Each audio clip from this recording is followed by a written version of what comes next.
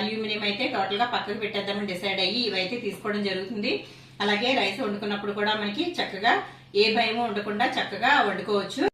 ఇవి మనకి బర్గ్నర్ కంపెనీలో ట్రైప్లే వచ్చేసరికి కొంచెం కాస్ట్ అయితే ఎక్కువే ఉన్నాయండి. కానీ కాస్ట్ ఎక్కువైనా సరే మన ఆరోగ్యపరంగా చూసుకుంటే మనకి కొంచెం కాస్ట్ ఎక్కువైనా కూడా తీసుకోవడమే మంచిదండి. ఎందుకంటే మనకి ఎక్కువ కాలం మన్నుతాయి కాబట్టి ఇవైతే తీసుకోండి. మీరు కూడా తప్పకుండా ఇట్లాంటివి అనేవి కొంచెం కాస్ట్ ఎక్కువైనా కూడా వాడండి.